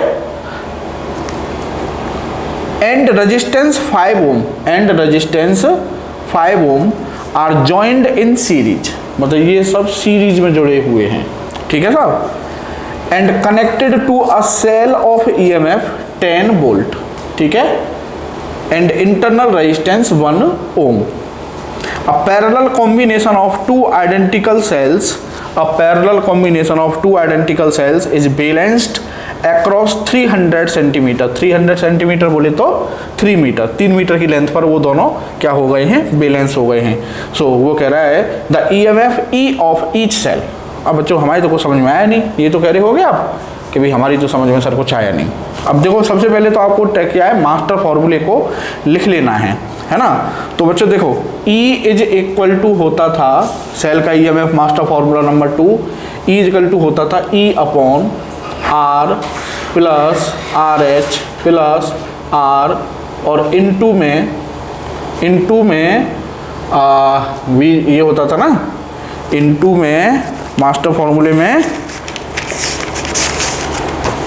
R अपॉन L, ठीक है, R अपॉन L और इनटू में L, ठीक है, ये होता था साहब आपका। तो कहने का मतलब ये है कि देखो E क्या था, ड्राइवर सेल का EMF, तो ये गिवन है हमें 10 वोल्ट, बस वैल्यू रखते जाओ 10 अपॉन में R क्या था, R था हमारा वायर का रेजिस्टेंस, तो वायर का रेजिस्टेंस गिवन है बच्चों 5, ठीक है ना, RH की जगह मान लो 4 ठीक है, और इंटरनल रेजिस्टेंस आपका 1, तो +1। अब साहब इनटू R कितना है 5, लेंथ कितनी है वायर की बच्चों 5 मीटर, ठीक है साहब, और इनटू में L बैलेंसिंग लेंथ होती थी, वो कितनी है आपको गिवन 3 मीटर, तो 5 5 ये तो 1 हो गया, और ये भी 1 हो गया, ठीक है भाई, 5 4 1 10 10 बाई 10 1, तो क्या बचा 3, तो ये आ गया 3 वोल्ट। लो जी, इस सेल का EMF क्या है 3 वोल्ट। ये तो कह रहे हो गए, अब आप सर ने ये कैसे कर दिया E, बच्चों आप देखिए ये दोनों आइडेंटिकल सेल हैं, तो इन दोनों का जो इक्विवेलेंट होगा पैरेलल में क्या होता था, जो एक ब्रांच का वही इक्विवेलेंट होता था, E 2 हैं, तो इनका इक्विवेलेंट भी कितना होगा E, तो ये E इक्विवेलेंट है, ठीक है, और E इक्विवेलेंट कितना है बच्चों, E के इक्वल है, समझे कुछ है ना। तो ये जो निकल के आया है ये इक्विवेलेंट EMF ही निकल के आया है, ठीक है साहब। अब साहब दूसरे क्वेश्चन पे बढ़ते हैं। The resistivity of a potentiometer wire, the resistivity of a potentiometer wire is 40 into 10 to the power -8 omega metre, ohm metre sorry, and its area of cross section is 8 into 10 to the power -6 meter square. If 0.2 ampere current is flowing through the wire, the potential gradient will be, ठीक है। तो बच्चों इसको तो मैं rough ही कर देता हूँ ना, अब ये तो हो गया हमारा, तो इसको रफ कर देते हैं। अब साहब तो ये कह रहा है the resistivity of a potentiometer wire, मतलब रो गिवन है साहब हमको 40 into 10 to the power -8 ohm metre, ठीक है, and its area of cross section A is equal to 8 into 10 to the power -6 metre square, ठीक है, एंड करंट है आपकी 0.2 एम्पियर। तो वो कह रहा है पोटेंशियल ग्रेडियंट बताओ, तो पोटेंशियल ग्रेडियंट वाला मास्टर फॉर्मूला आपको याद होना चाहिए। तो K इक्वल टू होता था साहब आपका B/L equal to IR/L equal to I rho upon A equal to I E upon R plus R H plus R, ठीक है, और आर अपॉन एल। ये फॉर्मूला था ना के का, मास्टर फार्मूला 1 और मास्टर फार्मूला 2 याद होने हैं बस आपको। तो अब देखिए आपको रो गिवन है, ए गिवन है, cross section area current given है, के पूछ रहा है, तो के आई रो ए, ये थोड़ा रिलेशन मिल गया मास्टर फार्मूले में बस। तो अब आप समझ गए होंगे, फॉर्मूला है आपका आई रो अपॉन ए, आपको बस ये वैल्यूज रखनी है आई की, रो की और ए की। तो ये आंसर आ जाएगा, मैं आंसर लिखे दे रहा हूँ 1 × 10⁻², वोल्ट पर मीटर। लो जी, ये आंसर आएगा आप जब इसे सॉल्व करेंगे तब, ठीक है। तो नेक्स्ट, अब है बच्चों next problem 3। A potentiometer wire 10 metre long, ठीक है, a potentiometer wire 10 metre long. तो आपको क्या गिवन है, ये L 10 मीटर, ठीक है साहब, हैज अ रेजिस्टेंस ऑफ 40 ओम। तो ये होता था आपका पोटेंशियोमीटर वायर का रेजिस्टेंस कैपिटल आर वाला। तो कैपिटल आर है आपका कितना, 40 ओम, ठीक है साहब। It is connected in series with the resistance box, ठीक है, सीरीज में रेजिस्टेंस बॉक्स से कनेक्ट है। तो जैसे वो रियोस्टेट है, रियोस्टेट की जगह उसने क्या कर दिया, रेजिस्टेंस बॉक्स, तो आर बी फॉर बॉक्स लगा हुआ है ना। अब साहब and a 2 volt storage cell, मतलब ये ड्राइवर सेल का वोल्टेज हो गया, E is equal to 2 volt, ठीक है साहब। If the potential gradient along the wire is, potential gradient मतलब के कितनी है, 0.1 मिली वोल्ट पर सेंटीमीटर। तो इसको कन्वर्ट कर लो, 0.1 मिली का मतलब 10⁻³ वोल्ट, सेंटीमीटर का मतलब 10⁻² मीटर। तो ये हो जाएगी साहब आपकी 0.1 × 10⁻⁻1 वोल्ट पर मीटर, ठीक है साहब, हो जाएगी। अब साहब इसके बाद इसको मैं ऐसे भी लिख सकते हैं 0.01 वोल्ट पर मीटर, ये हो गई साहब पोटेंशियल ग्रेडियंट। तो वो कह रहा है the resistance unplugged in the box is, मतलब जो, अच्छा इसमें कहीं भी सेल का इंटरनल रेजिस्टेंस नहीं दिया हुआ है, इसका मतलब आर हमारा यहाँ पर 0 लिया जाएगा, है ना। तो देखो अब पूरी कहानी आपको क्लियर हो जानी चाहिए, कौन, मास्टर फार्मूला 1 मास्टर फार्मूला 2। तो आपको देखो के गिवन है, के आपको ई गिवन है, तो ये ठीक है, आपको आर गिवन है, ये रहा आर, आर एच की जगह आर भी हो गया है, आर आपका 0 हो जाना है। तो कौन सा वाला फॉर्मूला, एल गिवन है, ये रहा, तो आप ये वाला फॉर्मूला पिक करेंगे, ठीक है ना। तो आप क्या करेंगे अब यहाँ पर कि कैसे करें आपको दिखाई दे, तो यहाँ पर ले लेता हूँ मैं साहब, देखिए K is equal to E upon R plus R B, क्योंकि इंटरनल रेजिस्टेंस हमें गिवन नहीं है क्वेश्चन में, तो वो 0 हो गया, और ये हो जाएगा साहब आपका आर अपॉन एल, ठीक है।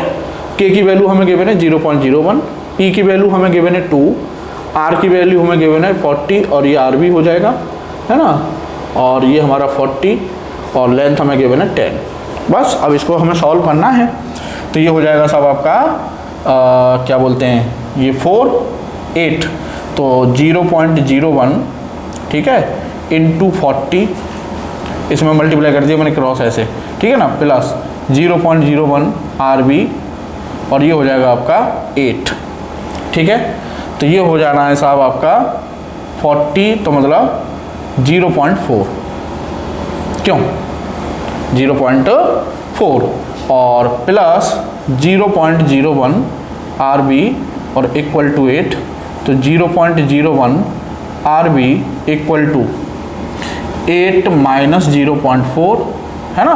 तो ये हो जाएगा आपका 7.6, तो आर बी की वैल्यू हो गई 7.6 डिवाइड बाई 0.01, तो ये हो जाएगा आपका कैंसिल आउट, तो ये हो जाएगा 760 ओम, 760 ओम, एग्जैक्टली करेक्ट, ठीक है।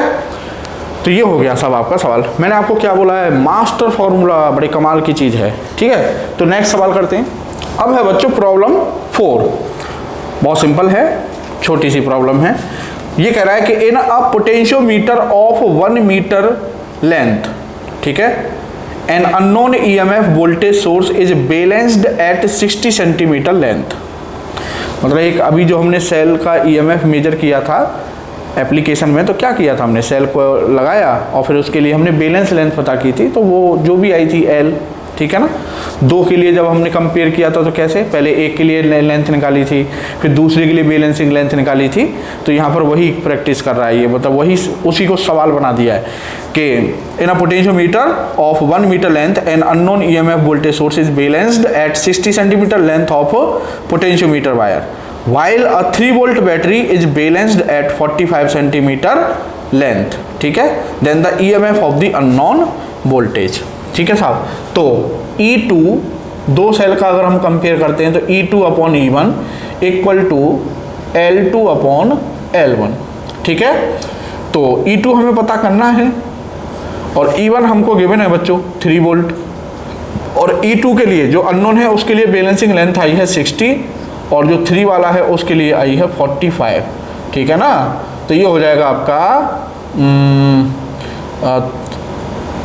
12 और 9, ठीक है। और ये 4 अपॉन 3, 3 से 3 कैंसिल हो जाएगा, तो E2 आ जाएगा आपका 4 वोल्ट, सिंपल, लो जी, ठीक है। तो ये जो क्वेश्चन था आपका simply comparison of EMFs of 2 cells के ऊपर था, ठीक है बच्चों। अब साहब अब है बच्चों प्रॉब्लम 6, ठीक है। ये भी डायरेक्ट फॉर्मूला है, सॉरी हाँ, प्रॉब्लम 5।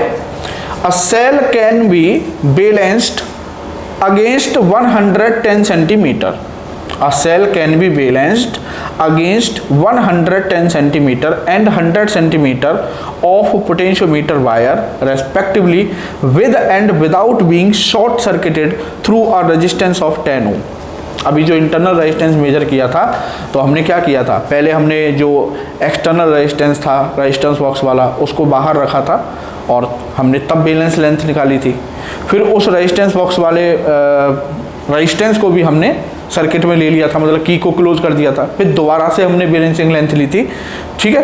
तो इंटरनल रेजिस्टेंस के लिए फॉर्मूला आया था हमारा R is equal to L1 upon L2 minus 1 और इनटू R, यही तो था फॉर्मूला।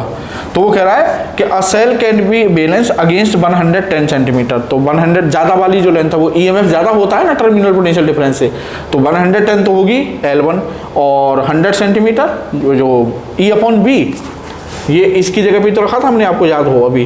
तो E ज़्यादा है तो उसके लिए ज़्यादा वाली लेंथ, B कम है तो उसके लिए कम वाली लेंथ। समझ में आई बात, ठीक है ना। तो कह रहा है कि through a resistance of 10 ohm, तो कैपिटल R की वैल्यू 10 ओम है, इट्स इंटरनल रेजिस्टेंसेस, बस डायरेक्ट वैल्यू रख दो। तो L1 की वैल्यू है साहब 110, नीचे 100 माइनस 1 और इनटू में 10, तो ये हो जाएगा आपका 10 अपॉन 100 इंटू 10, सही है ना। तो ये हो जाएगा आपका 1 ओम, 1 ओम, सिंपल आंसर, ठीक है। तो बच्चों अब है प्रॉब्लम 6। ये कह रहा है कि in an experiment to measure the internal resistance of a cell by potentiometer it is found that the balance point is at a length of 2 metre when the cell is shunted by a 5 ohm resistance. Shunted by a 5 ohm resistance का मतलब है कि जो हमने internal resistance measure करते समय जो resistance box से जो रेजिस्टेंस लगाया था ये वो रेजिस्टेंस है। तो वो कह रहा है कि जब हमने रेजिस्टेंस बॉक्स से 5 ओम का रेजिस्टेंस लगाया तब जो बैलेंसिंग लेंथ आई वो थी हमारी कितनी, 2 मीटर, और शंटेड रेजिस्टेंस लगाने पर जो आता है वो होता है L2, याद रखिएगा, है ना। और वो कह रहा है कि जब उसी सेल के लिए 5 ohm resistance and is at a length of 2 metre when the cell is shunted by 5 ohm, ठीक है, and is at a length of 3 metre when the cell is shunted by 10 ohm. तो वो कह रहा है the internal resistance of the cell is then, ठीक है। तो बच्चों हम जानते हैं इंटरनल रेजिस्टेंस के लिए R इज इक्वल टू होता है L1 upon L2 minus 1 into capital R, ठीक है साहब। तो भाई चाहे कोई सा भी रेजिस्टेंस लगा लो आप रेजिस्टेंस बॉक्स से, सेल का इंटरनल रेजिस्टेंस तो एक ही होगा ना। तो जो वो कह रहा है कि उसने जब 5 ओम का रेजिस्टेंस लगाया तो बैलेंस लेंथ कितनी आई थी, 2 मीटर। तो R is equal to L1 upon L2 जो है वो 2 है माइनस 1 और इनटू में आपका रेजिस्टेंस कितना लगाया है उसने 5 ओम। ये हो गया साहब आपका इक्वेशन फर्स्ट। अब वो कह रहा है कि उसी सेल के लिए जब हमने 10 ओम का रेजिस्टेंस लगाया तो बैलेंसिंग लेंथ आई 3 -1 और इनटू में यहाँ 10। अब क्या करना है, अब ये करना है कि दोनों इंटरनल रेजिस्टेंस बराबर हैं तो दोनों को इक्वल रख देंगे। तो L1/2 -1 into 5 equal to L1/3 -1 into में 10। ये समझ में आई ना इक्वल क्यों किए हैं, क्योंकि सेल का इंटरनल रेजिस्टेंस तो एक ही होगा ना, क्लियर है। तो ये आर एक ही सेल का तो इंटरनल रेजिस्टेंस है, तो ये हो जाएगा आपका 2। अब साहब ये हो जाएगा L1/2 -1 इक्वल टू 2L1/3 -2। ठीक है जी, तो ये हो गया साहब आपका, इसको इधर ले आएंगे, इसको इधर ले जाएंगे तो 1 इक्वल टू 2L1/3 -L1/3, तो ये हो जाएगा L1/3। तो L1 की वैल्यू आ गई 3, और L1 जो होती थी वो होती थी EMF के लिए, है ना। बस L1 की वैल्यू आ गई। इंटरनल रेजिस्टेंस ही तो पूछ रहा है, यहाँ पर कई या तो इसमें रख दो या इसमें रख दो, इसमें या इसमें से किसी भी एक में, तो मैं इसमें रख देता हूँ। तो R हो जाएगा L1 हो गया 3/2 -1 और इंटू 5, तो 1.5 में से 1 तो 0.5 और इंटू में 5, तो इंटरनल रेजिस्टेंस आ गया साहब 2.5 ओम। क्लियर, ये हो गया साहब आपका। ठीक है, अब है बच्चों क्वेश्चन नंबर 7 और ये लास्ट क्वेश्चन है। मैंने आपको मोर देन सफिशिएंट करा दिया है, अब आप खुद से भी करेंगे तो आपके सामने कोई भी सवाल ऐसा नहीं आएगा कि ये समझ में नहीं आ रहा। मास्टर फार्मूला 1, मास्टर फार्मूला 2 ये याद रखिएगा, और इंटरनल रेजिस्टेंस वगैरह का 1-2 फार्मूला है वो याद करिएगा। पोटेंशियोमीटर का कोई भी सवाल होगा इनसे बाहर नहीं होगा। ठीक है, तो एक लास्ट क्वेश्चन और करते हैं, प्रॉब्लम नंबर 7। ये कह रहा है कि in a potentiometer experiment when 3 cells A, B and C are connected in series, the balancing length is found to be 740 centimetre. जब तीनों सेल्स को सीरीज में कनेक्ट कर देता है तो अभी हमने फॉर्मूला पढ़ रखा है कि E is equal to KL, है ना, E is equal to KL। ठीक है, E is equal to KL, ये फॉर्मूला था ना हमारा, ये L balancing length, K gradient, E EMF। तो वो कह रहा है कि जब तीनों सेल को सीरीज में कनेक्ट कर दिया, तो तीनों सेल जब सीरीज में होंगे तो EA plus EB plus EC ये इक्विवेलेंट हो जाएगा। और ये कह रहा है इक्वल है, बैलेंसिंग लेंथ कितनी है तीनों के लिए 740, तो 740। ठीक है, ये हो गया साहब इक्वेशन 1। उसके बाद कह रहा है कि if A and B are connected in series, if A and B are connected in series, A और B कनेक्ट करते हैं तो दोनों का इक्विवेलेंट हो जाएगा EA प्लस EB। तब बैलेंसिंग लेंथ आती है साहब 440, तो K इंटू 440, ये हो गया इक्वेशन 2। ठीक है, and for B and C connected in series, तो B और C को जब कनेक्ट किया तो EB प्लस EC, तब आती है बैलेंसिंग लेंथ 540 सेंटीमीटर, ये हो गया इक्वेशन 3। तो वो कह रहा है then the EMF of A and B, then the EMF of EA, EB and EC are respectively, clear. तो देखिए साहब, इसको करते हैं। अब मास्टर फार्मूला आप जाइएगा, अब आपका कोई काम नहीं है, आपने हमारी बहुत सेवा की, बहुत मदद की। अब देखिए साहब, हमें EA, EB, EC की वैल्यू निकालनी है। देखो, फ्रॉम इक्वेशन 2 एंड 1, तो EA प्लस EB की जगह हम क्या रख सकते हैं, K 440, तो ये हो जाएगा K 440 plus EC equal to K 740। तो यहाँ से बच्चों EC की वैल्यू आ जाएगी K, ये हो जाएगा आपका 300। ठीक है, ये हो गया साहब आपका 4, EC की वैल्यू आ गई। अब साहब 2 और 1 और 3 से, ठीक है, तो फ्रॉम इक्वेशन 1 एंड 3, तो 1 एंड 3 से जब देखोगे तो EB प्लस EC, और EB प्लस EC की जगह हम क्या रख देंगे, K 540। तो ये हो जाएगा आपका ई ए प्लस के 540 इक्वल टू के 740। तो ई ए आ जाएगा साहब हमारा के 200, ये हो गया साहब आपका ई ए की वैल्यू। ठीक है, अब साहब ई ए प्लस ई बी, ई ए प्लस ई बी, अब ई ए का आ गया, हमें अभी ई ए तो चाहिए नहीं, ई ए आ गया, ई सी आ गया, अब चाहिए हमें हाँ ई बी, तो ये आ जाएगा भाई, ई सी की वैल्यू हमारे पास है, तो फ्रॉम थर्ड एंड फोर्थ, भाई ई सी की वैल्यू है यहाँ रख दो, तो ई बी आ जाएगा साहब हमारा के 540 माइनस के 300, तो ये हो जाएगा आपका के 240, ये हो गया आपका 6।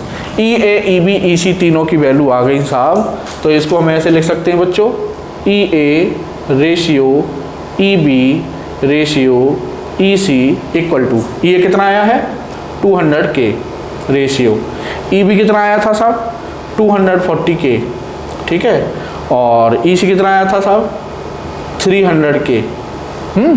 तो 200 से डिवाइड कर दो सबको, 200 के से, तो ये 1 रेशियो 1.2 रेशियो 1.5, तो ई ए हो गया आपका 1 वोल्ट, ई बी हो गया साहब आपका 1.2 वोल्ट, ई सी हो गया साहब आपका 1.5 वोल्ट, ये हो गया आपका आंसर। क्लियर? तो कहने का मतलब ये है, आप और खुद से प्रैक्टिस कीजिएगा, ज़्यादा से ज़्यादा सवाल कीजिएगा, मास्टर फार्मूला 1, मास्टर फार्मूला 2, ठीक है, और जो ईएमएफ और बैलेंसिंग लेंथ वगैरह का जो फार्मूला है इंटरनल रेजिस्टेंस का, 1-2 फार्मूला वो पोटेंशियोमीटर में आपसे कुछ नहीं यही पूछा जाएगा। और जो मैंने आपको वो एक जो बताया था ना, पोटेंशियल ग्रेडियंट किन किन फैक्टर्स पर कैसे कैसे डिपेंड करती है, वो मतलब मास्टर फार्मूला 1, मास्टर फार्मूला 2 आप माइंड में चिपका लीजिए, पोटेंशियोमीटर की टेंशन ख़त्म।